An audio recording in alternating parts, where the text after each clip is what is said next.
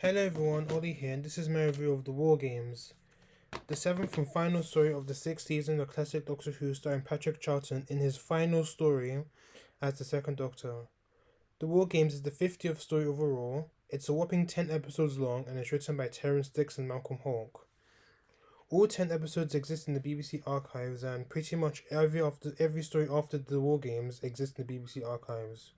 Although some stories don't exactly exist in the original broadcasted format, in layman's terms, the colour broadcast doesn't actually exist in the BBC archives because I think the colour master recordings were wiped and they existed in black and white for a time, but I think they were recalled for DVD release back a few years ago.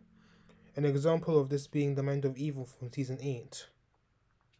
In addition, this is the first story to be produced by Derek Sherwin during his short tenure as the producer, as he departed in the following story, The Spearhead from Space, in season 7. This is also another important episode as this features the Doctor regenerate again, and this starts the beginning of a new format of Doctor Who after this story, in which the Doctor is exiled to Earth and has to help UNIT fight all these aliens and stuff whilst on exile. And also, we meet the Doctor's own people for the very first time, the Time Lords, and the Doctor's home planet Gallifrey for the first time as well, although Gallifrey is not exactly named here. So before I get on to the review, I just want to apologize for the lengthy gap. I had to study for my course and an online test for the course, and I've passed that fortunately. Fortunately, I passed that, and I also had a group presentation I had to do, and that's gone well as well. I still have another assignment coming up, but this is just a brief return to say the least.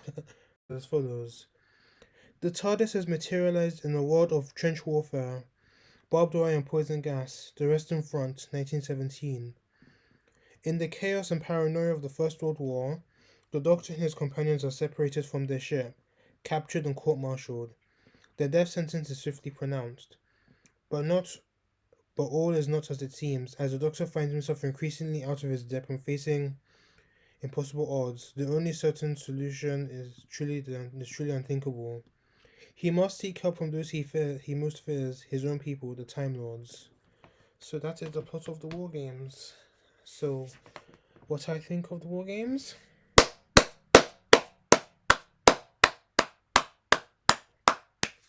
What an incredible, outstanding story. It definitely deserves all the praise it gets. It's an iconic story, and I can see why it's held in high regard in the Doctor Who fandom. Whew, so let's start, shall we?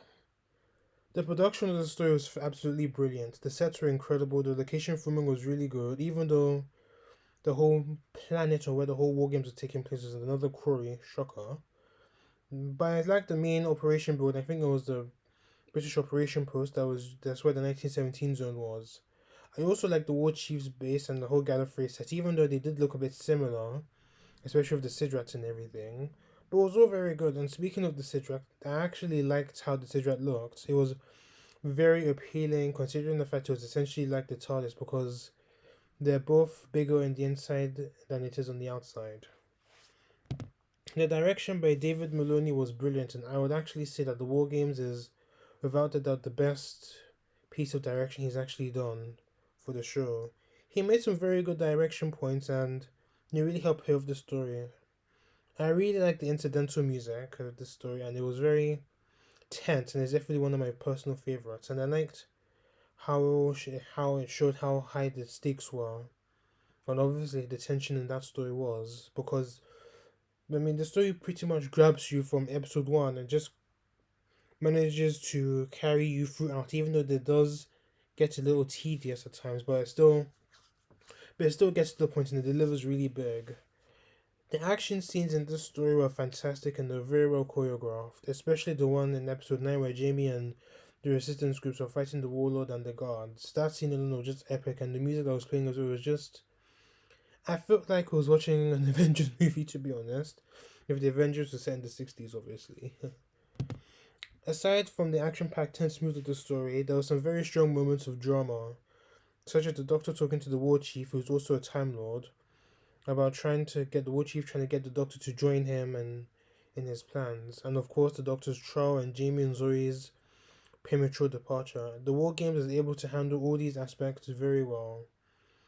Other than the bits of music that I liked, other than the main one, there was the other bits I actually liked, such as the resistance group attacking the American civil soldiers in an American Civil War zone, and when the German guy was there, I think I've forgotten his name, but I think I've actually written his name down somewhere. I'll get to it later.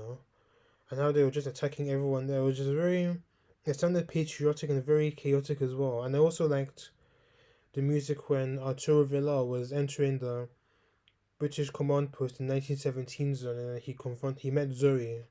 Well, I like that one because it sounded mysterious and quite sneaky, and that was pretty much a definition of Arturo Villar himself, to be honest. The visuals in this story were awesome. We had the special opening cards with the sound of explosions playing over the title card, and that immediately grabs your attention to because it's a very explosive story. And I also like the scene where the Doctor was telepathically creating that cube of information for the Time Lords. That was a pretty cool scene, and the visuals that actually went behind it was actually quite impressive. I also like the closing moments of the story when the Doctor was being exiled, i.e., being forced to regenerate, which with his face covered in shadow and his body was just spun around that vortex thingy. It was a very chilling scene, and the visuals itself helped. And the War Games itself, it's an incredible story, as I mentioned before. The plot was clever, and I like the idea of soldiers being taken out of their respective wartime zones and being forced to believe that they are actually in their time zones, but they're in another planet. And I think some did realize that this is not it, and just pretty much formed their own resistance group. And obviously, the plot of having all these different soldiers from different wars actually was a very clever idea, and actually paid off because they're actually being controlled by powerful aliens, the warlords, and that's how they were just thinking that they were still in their own times. There are a lot of twists and turns in this story, and it really paid off. I can imagine someone watching this story for the first time back in 1969, or watching Doctor Who for the very first time, and not really wanting to spoil things for themselves. They can just imagine the shock by seeing the Time Lords appear for the first time ever. I mean, I don't think anyone would have actually expected that, even though it's pretty much common knowledge that the Time Lords actually appear for the first time in the War Games. It's continuing for everything is pretty much sport nowadays. And also for the mix of different people from different wartime zones was a good idea, such as the American Civil War soldiers and the First World War soldiers taking part in the story. It was a really good idea. I really liked how the first few minutes of the story led us to believe there's probably going to be another historical story because we haven't really had those since the Highlanders, and that was pretty much in the beginning of the Troughton era. But towards the end of the episode, they get a glimpse of something is actually not right because I think we see Smythe actually talking to one of these screens. And obviously that's him talking to the warlords. And then obviously episode 2, he definitely knows that something is not right because the Doctor, Jamie, Zoe, along with the two other side characters, Lady Jennifer and Carstairs, they're trying to escape on the ambulance and they're confronted by a Roman army. And that was pretty cool. The War Games actually has some very iconic moments and very tense cliffhangers, and obviously this matches the tense tone of the story, such as the Doctor regenerates at the end, Jamie and Zoe's goodbye, the arrival of the Time Lords, and etc. etc. The arrival, it was nice to see the enemies that the Doctor has actually faced over the time, and the Doctor was defending his actions for interfering, and he was talking about Quarks, Cybermen, Yeti, Ice Warriors, and the Daleks, and you actually get to see them on screen, and it was actually nice to see the Daleks again, or the Dalek again, even though I think one of the eyepieces was missing, but it was definitely nice to see them again. You probably won't see the Daleks again until the Day of the Daleks, and that's in season 9. And that was a good, and actually they all appear in that promotional shot of the War Games. I mean, it was a good representation of the 1960s era overall, and the War Games is pretty much a great way to end the 1960s. There was an anti-war message in this story, and it was really great to see it. different people from different wars trying to fight, stand up and fight against war themselves. And I kind of see what the writers were hinting at with war seen as a method to control like people and the soldiers. And of course, there's another political message, an anti-Marxist message, when the doctor was shown, like pictures of what his next appearance could be. And I think they put a picture of Karl Marx, and the doctor remarks saying that he's too old. Talk about the acting aspects of this story, and I would say that the War Games, were probably the best acted story in 60s Doctor Who, and it was incredible. The actors knew they had to deliver because this was not only Charlton's last, this was actually Fraser Hines and Wendy Padbury's last story, so they knew they had to deliver big. So let's talk about Patrick Troughton first of all. I would say that this is probably his best performance. This story is the best performance as the Doctor, as the second Doctor. He really gave it his all in this story, and it really does pay off. He does have some very good moments, such as being sentenced to death by General Smythe, and how the Doctor was heavily protesting his decision. It was actually as if Troughton himself was actually protesting the decision himself. It was a very powerful scene there, and he does actually get a few funny moments here and there, such as in episode 2 after the Doctor actually somehow escaped from execution with Zoe, and then him and Zoe were trying to rescue Jamie from that military prison, and then it was a very funny scene because the Doctor was pretending to be an official, and he pretty much fools them by just shouting at everyone. Just thinking about it was a very clever scene. It is definitely classic Charlton. And then he actually does succeed for a while, and then I think the guy that the Doctor was talking to got a little bit suspicious, and then obviously Zoe had to pretty much knock him out with a vase, so he and Jamie so the three of them can actually have a brief escape. I think they're later caught afterwards. The Charles scenes in episode 10, I would actually say, is Charlton's best performance as the Doctor ever. He actually, as I said before, Charlton actually really gave it his whole here, and it was as if Charlton himself was on trial. Obviously, the trial wasn't fully successful, and he's exiled to Earth. And obviously, Charlton's this actually when the Time Lords actually told the Doctor that he was going to be exiled to Earth, you can see the acting of Patrick Troughton was just, it was so chilling. I swear, it was just. I must say, I mean, the Doctor, and I don't know if the Emmys or whatever actually existed back then, but yeah, it was definitely award war. They're definitely award. It's definitely award winning performance in my eyes. It was beautifully acted and a very haunting scene as well. So on to the companions, Jamie and Zoe. The both of them are fantastic in the story, and as I mentioned before, this is also Fraser Hines and Wendy Padbury's final story, and they had to give an incredible performance as well. And obviously, Jamie and Zoe, they did a whole lot. I mean, I like stories when the companions actually get to do a lot in the story compared to just having, let's say, Zoe do this bit and Jamie not doing that, and vice versa. Even though it's actually prevalent that Zoe is actually doing more than Jamie season 6, but then obviously season 5, Jamie was doing more than Victoria.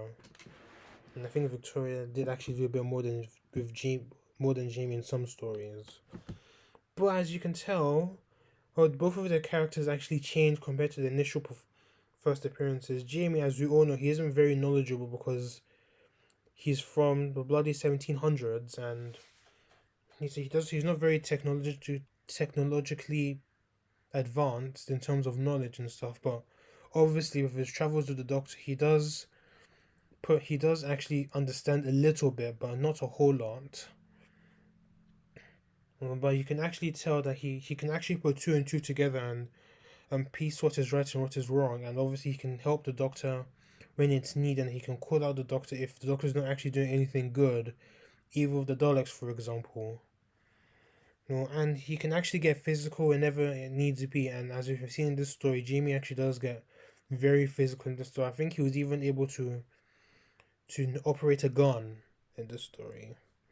Zoe, on the other hand, Leo Ryan in the Wheel in Space described her as having all brain and no heart, but obviously during her travels with the Doctor, she does become more empathetic as the stories go by, and it actually really showed. And I mean, if Zoe actually did get something wrong, she'll just be like, But I think if she does get something wrong, as you see in the Crotons, she does tend to worry, but she does get kind of frightened, but not Victoria frightened, but she does get better with her emotions. And as we've seen when the Doctor was forced to say goodbye to Jamie and Zoe, Zoe is clearly was very upset about it, and she didn't want to leave the Doctor. And so Jamie actually gets to do fight scenes in this story, and I think he even rode a horse in episode 2 or 3. And that was actually Fraser Hines riding the horse, because I think he knows how to ride the horse, because I think he's from Yorkshire in real life. Kind of fitting, because he went on to Emmerdale a few years after Doctor Who, and Zoe, she gets to do more of the technical stuff, because I think she was able to memorize all the different war zones in that story. So we also introduced the Time Lords for the very first time, and they had an epic introduction.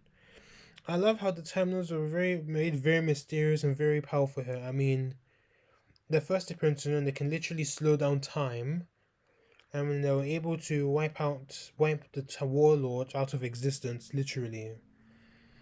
And they can actually influence other planets as well, because I think when the warlord was trying to escape to his own planet, the Time Lords actually put like some sort of shield around it or something. Yeah, and I think shrouding the Time Lords and to an extent Gallifrey around mystery actually gives them appeal. And Gallifrey is actually named in this story, even though it's actually not given a name until the Time War, and that's drawn to his first story in his final season of classic Doctor Who, and we actually do get to find out more about the Time Lords later on over the years, thanks to Robert Holmes, because we actually find out how that Time Lords actually have 13 regeneration. They have a limit of 13 regenerations, even though the Doctor did actually imply in this story in episode 10 that Time Lords can actually live forever, barring accidents, of course. And I think, but in terms of the Time Lords children of in the series of the new series might have changed their aspects, but I think it's nice to see the Time Lords have some mystery, and it would actually be nice if they made it mysterious again. I think Chibnall was actually trying to like do something like that, but I will get to that in another time. So now on to the side characters of this story. I honestly thought they were all very good, and the ones that received heavy focus were very good as well. There were a lot of side. There were quite a. The supporting cast was actually a lot in this. So I think probably one of the largest. I mean, we had a few soldiers here and there, including Patrick Troughton's son. I think his name was David. I think, yeah, it's David. I think he appeared as Private Moore in the story, and obviously there are some side characters that really stood out in my eyes. So let's get to them, shall we? First of all, we have Lieutenant Jeremy Carstairs. He's an officer from the First World War, and he's a very big help in the story. Even though he was captured by the Warlords in episode 3 or 4, and then he's taken back to the Warlords base, and then I think he was deprocessed, and then he almost killed Zoe because he was still under the impression that she was a German spy, because obviously he saw the Doctor, and then Smythe told him that the Doctor, Jamie, and Zoe were German spies. But I think the Doctor was able to remove that aspect, and then after that he actually does help out the Doctor, Jamie, and Zoe and the resistance group from now on. He was a pretty cool character, and he really stood out in my eyes, and I think he's probably my favorite side character in this story. Second of all, we have Lady Jennifer Buckingham. She's a nurse and an ambulance driver who had volunteered for the Women's Volunteer Reserve in the First World War. I found her character to be very interesting. She doesn't appear after episode 5 because Russell told her to look after some of the wounded soldiers, or also one of the other characters, so she doesn't actually appear after that, and then she does get sent back to her own time. Well, we don't see it, but it's very obvious that she does get sent back to her own time by the Time Lords. And I was rather disappointed she doesn't actually appear afterwards, because she was a very interesting character, and besides, her and Zora are the only women in this story, and it'd be nice to have at least seen her working alongside the Doctor, Jamie, Zoe from episode 5 onwards. We also have Russell. That's his name, Russell. He was a soldier from the Boer War, and he's one of the main people of the resistance groups. He appears later on in the story, and he's a very big help for the Doctor. Even though he doesn't get a whole lot of focus, he still managed to stand out in my eyes.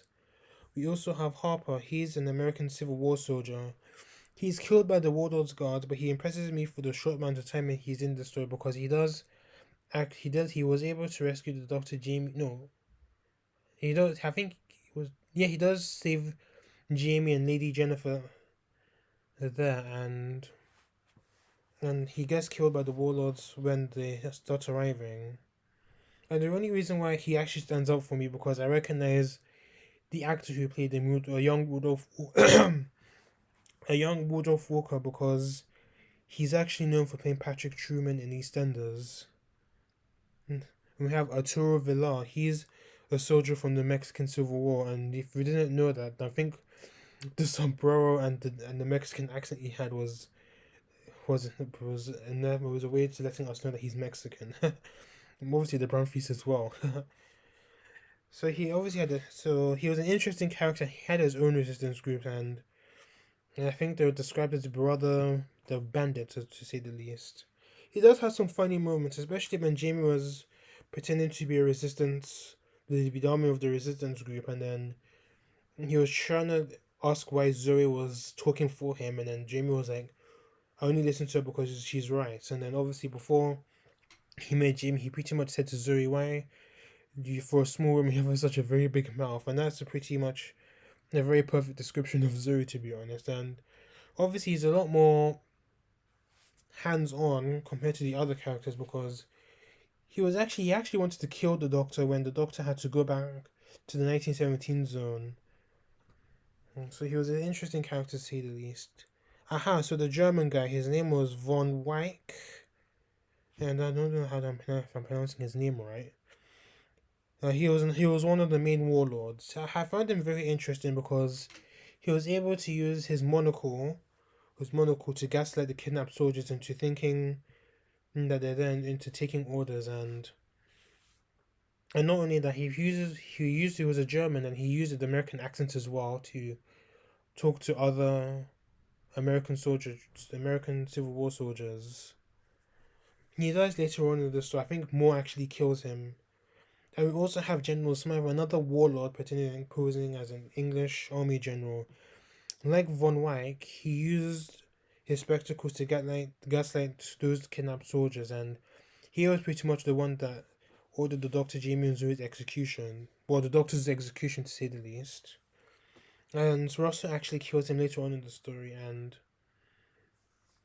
they're all interesting bunch, and I really like them, and I believe that these characters are probably the best side characters for 60s Doctor Who. On to the villains. We have the War Chief and the Warlords. Obviously, the whole plot actually came from the Warlords themselves because they planned to kidnap soldiers from different time zones and force them to believe that they were fighting in their respective wars in order to come out to conquer the universe with no one's actually survived.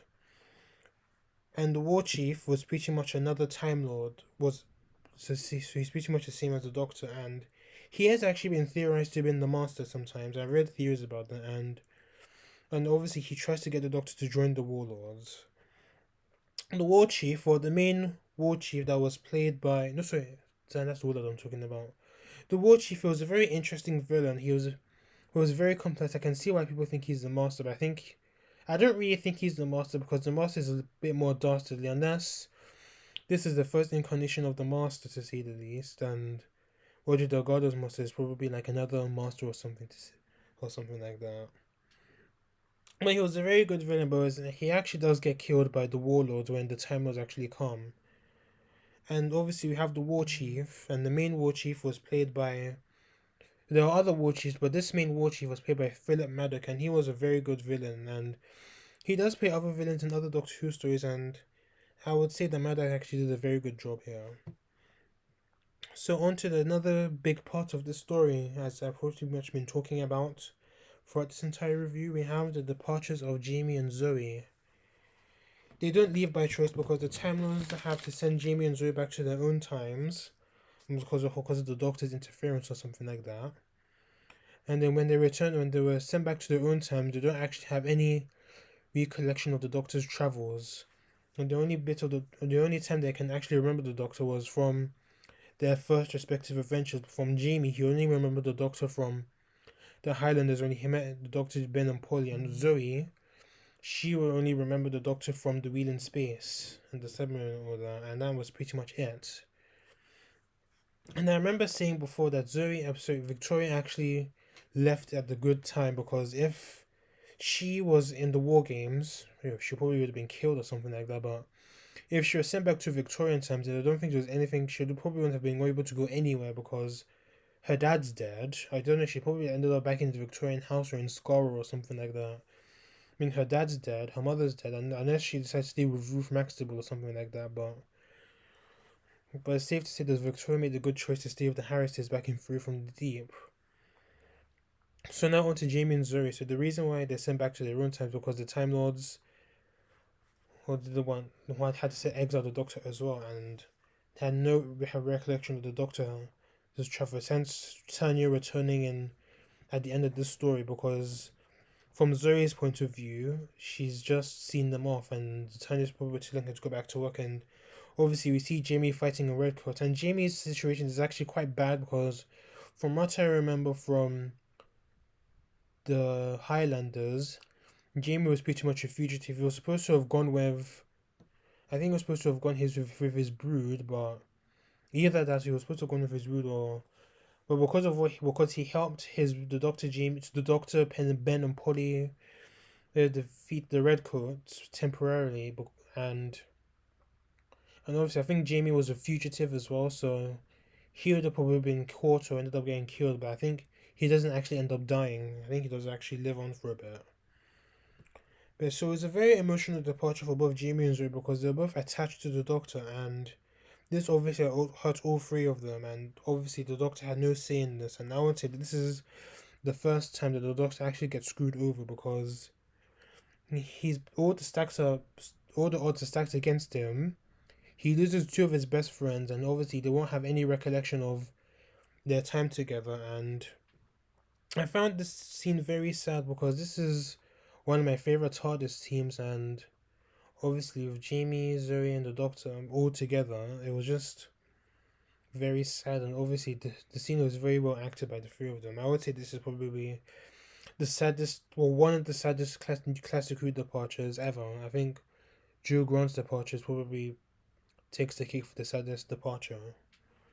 I don't really see any faults that the War Games actually has, but I think the War Games being 10 episodes long might actually deter people from actually watching it. But I would say still watch it because it's a very good story, and it's a very important story as well for the Doctor Who mythology, because it introduces the Time Lords, the Gallifrey, and all that, and it actually does begin a new aspect of Doctor Who for years to come. But I would say still watch it, but don't watch all 10 episodes at once because you won't really enjoy it. I mean, if you do want to still watch it in all 10 parts in one sitting, go for it. But I'm not stopping, but I'd say it's best to watch it in like different parts so the story can actually sink in. And so to conclude this review, the War Games is an extremely iconic story with the stakes higher than ever, and of course one of the important stories to actually contribute to the Doctor Who mythology. It's a great end to an era for Doctor Who, well, to the 60s era, in the black and white era, and they went out with a big bang. And the War Games deserves a perfect 10 out of 10. Woohoo! Whew. So, that is it for our Cosmic Hobo Patrick Troughton. Thankfully, we see him again as the second Doctor in other stories, the anniversary stories later on. And as I did with William Hartnell for the 10th Planet, I'll share my thoughts on the Patrick Troughton era and Patrick Troughton himself. So, in my opinion, Patrick Troughton was an amazing Doctor, and he was an amazing actor.